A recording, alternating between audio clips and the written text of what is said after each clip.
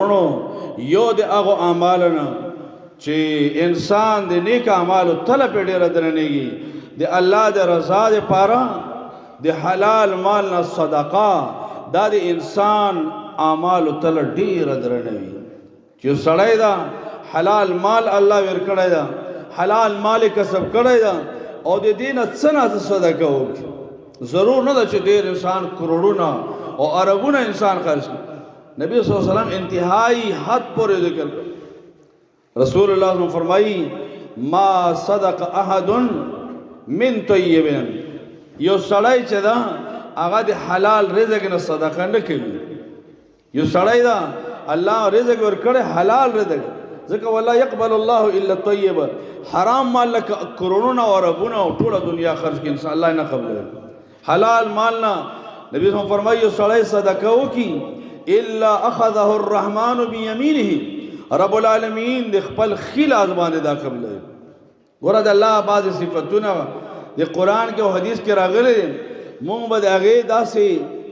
عقیده ساتو چې د الله د شان سره سره خایدي مونږ د لاس په شان نه ګوره بیا سړی مجسمه جوړيږي بدعتي انسان جوړيږي انکار هم ته نه کوو چې د لاس معنا بل څه نه مونږ ویو چې د الله د شان مطابق سره لازم الا اخذه الرحمن بيمينه رحمان ذات په خیل ازبان قبول کی او نبی هم فرمای ان كانت تمره ګور انسان بدانه وي خپل صدقې ته بلګ نه ګوره نبی هم فرمای ان كانت تمره کچیر دا یو کجوره ویل نه وی فتربو فی کف الرحمن دې کې بیا د الله یو صفات د الله تعالی ذکر دا الا فتربو فی کف الرحمن د رحمان ذات په تلی کې دا تربیت مومي رحمان ذات څنګه د هغه د شان مطابق تلی دا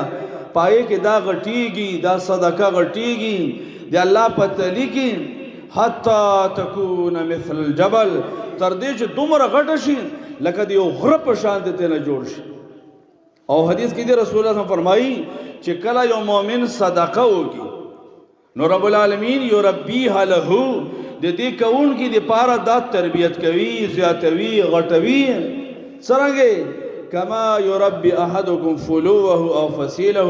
رسول الله فرمایي لکه څنګه تاسو کې سړی د خپل د اس د بچی ساتنه کوي د غارمنه بچ کوي یخنۍ نه بچ کوي د خوراک کا تنظیم کوي رب العالمین دې صدقین دغه سے پالنه کوي تر دې چې دینه یو غټ غر جوړ شي نو حلال مالنا کړه صدقه دادی میزان تل انتهائی درنوي او الله رب العالمین دغه انتهائی غټوي د نن کړه صدقه چې د حلال مال نوي ان شاء الله دا به د مؤمن ویني د غرونو برابر وي الله دا تربیت کوي نو دام یو هغه عمل چې د ما او تا طلب هغه باندې ډیر درنېږي د حلال مال نه صدقه کول اگر که لګ ویل نه ځکه نبی سم کجوره ویل دا انتهائی کم کجوره د عربو په معاشره کې داسې ملاوي دا لکه د ما او تا معاشره کې نن مونږ دا بیروینو عربو کې دا داسې و څه دومره ډېر غټ حیثیت نه و او رسول الله صلی الله علیه وسلم هغه انتهائی کم مقدار ذکر کړ چې څوک خپل صدقې کم ونګوي او شیطان په دې باندې دوکه نه کی چېرې زه خو ډېره غټه صدقه نشم کولی نو داس دا به څه صدقه وي نه که د کجورې برابر وي رب العالمین دا زیاتوي